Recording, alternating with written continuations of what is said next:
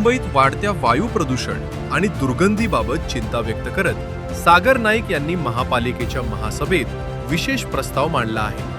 वायू प्रदूषण रोखण्यासाठी आणि त्याचे मूळ स्रोत शोधण्यासाठी विशेष मोहीम राबवावी अशी मागणी त्यांनी केली. ते म्हणाले की रात्रीच्या वेळी नवी मुंबईतील कोपरी आणि MIDC परिसरातील अनेक भागांमध्ये श्वास घेण्यास त्रास होतो. जणू काही गुदमरल्यासारखे वाटते. अशा प्रकारच्या वायू प्रदूषणामुळे नागरिकांना विविध आजार होण्याची शक्यता आहे. त्यामुळे स्वच्छ शहरासोबतच स्वच्छ हवा अभियान राबवून सर्वप्रथम प्रदूषणाचे स्रोत शोधणं आवश्यक आहे. त्यानंतरच या समस्येवर प्रभावी उपाययोजना करता येतील. अनेक वेळा तलोजा MIDC मधून निघणारी दूषित हवा नवी मुंबईपर्यंत पोहोचत असल्याचेही त्यांनी नमूद केले. त्यामुळे प्रदूषणाचा मुख्य स्रोत शोधणं अत्यंत गरजेचे आहे. उंचीनुसार प्रदूषणाचे विश्लेषण, हवेतील प्रदूषणाची पातळी वेगवेगळ्या उंचीवर कशी आहे याचा अभ्यास करण्यासाठी विशेष उपकरणं शहरातील विविध ठिकाणी बसवली जाणार आहेत. टेथर्ड बलूनच्या माध्यमातून वातावरणात जाऊन वेगवेगळ्या उंचीवर प्रदूषणाचे मोजमाप केले जाईल. कोणत्या उंचीवर कोणत्या प्रकारच्या विषारी वायूंचे प्रमाण आहे, तसेच PM2.5 ते PM10 कणांचे प्रमाण किती आहे याचा अभ्यास केला जाईल. प्रदूषणाचे हॉटस्पॉट शोधण्यासाठी एक सविस्तर आराखडा तयार करण्यात येणार आहे. यामध्ये वाहनांमुळे होणाऱ्या प्रदूषणाचे मोजमाप तसेच शहराबाहेरून येणाऱ्या प्रदूषणाची तपासणी केली जाईल. या सर्व प्रक्रियेसाठी पर्यावरण नियंत्रण आणि संचालन केंद्र स्थापन करण्याचा प्रस्तावही मांडण्यात आला आहे. आता तुम्ही सगळीकडे बातम्या ऐकत असाल की आपल्या शहराचा AQI आजूबाजू परिसराने आपला वायू प्रदूषण अतिशय खराब आणि प्रदूषणग्रस्त असा आपला भाग त्या ठिकाणी झालेला. फॉरेनमध्ये आणि आपल्यामध्ये AQIचा फरक खूप जास्त प्रमाणात आहे. तो AQI आपला सुधारला तर फॉरेनमध्ये आणि आपल्यामध्ये तसा काही फरक जाणवणार नाही. जेव्हा मागे 2020 सालापासून या विषयासंबंधी मी अभ्यास करत आहे आणि त्याचा ठराव बनवण्याचं काम मी तेव्हापासूनच सुरू केलं. आम्ही जाहीरनाम्यामध्ये देखील वायू प्रदूषणासाठी ठोस उपाययोजना करणार, त्या दृष्टीने मी हा ठराव नाईक साहेबांच्या मार्गदर्शनाखाली तयार करून मी तो सभागृहापुढे ठेवलेला आहे.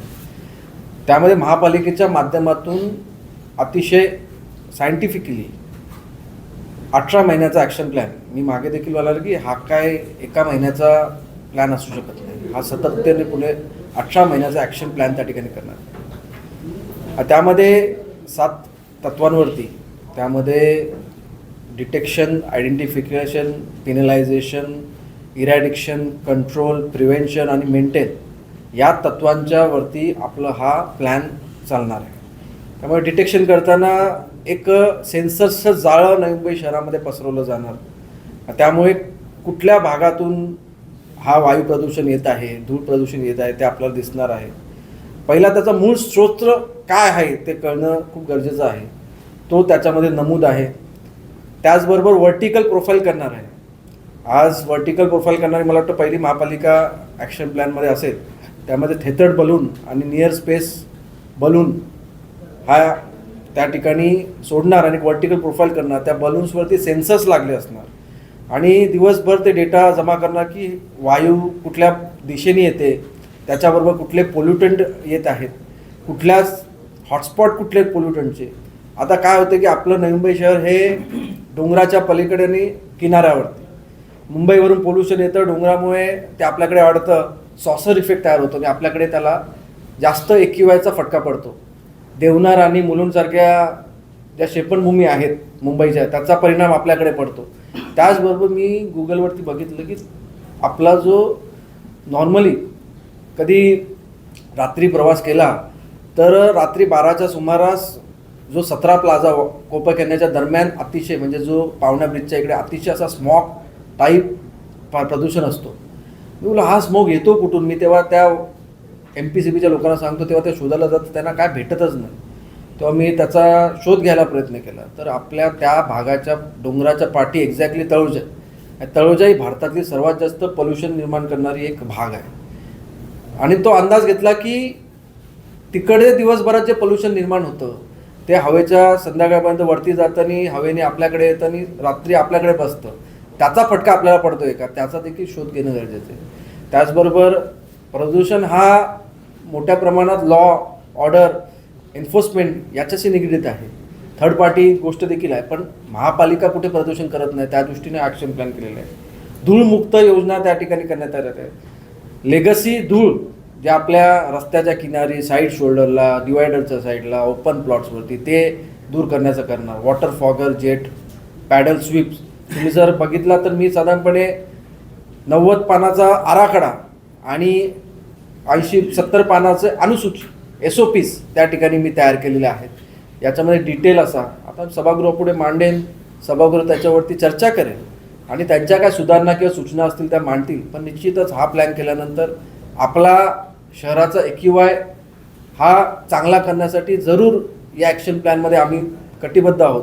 आणि निश्चितच या माध्यमातून, कारण की लोक जे श्वास घेतात तो श्वास मी देखील घेतोय. श्वास काय कोणा श्रीमंत गरिबाला हा वेगळा नाही. त्यामुळे त्यांना लोकांना चांगला श्वास देणं ही आमची भूमिका आहे, कर्तव्य आहे. या दृष्टीने आम्ही पहिला म्हणजे महापालिकेनंतर पहिल्या त्या पाऊल उचलण्यासाठी सुरुवात केलेली आहे. आणि मला वाटतं अशा प्रकारचा ॲक्शन प्लॅन पहिल्यांदा MMR रिजनमध्ये त्या ठिकाणी तयार होतोय.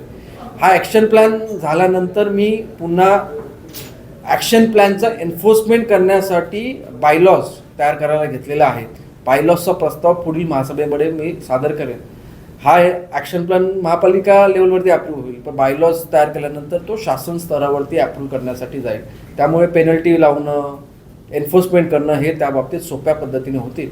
तर मला निश्चित विश्वास आहे की या ॲक्शन प्लॅनच्या माध्यमातून वायू प्रदूषण नियंत्रण करण्याचा आपला जो धोरण आहे, जो निश्चय आहे, तो निश्चित. आपकी आवाज आपकी खबर, जुड़े रहिए आवाज टुडे के साथ और सब्सक्राइब करना ना भूलें.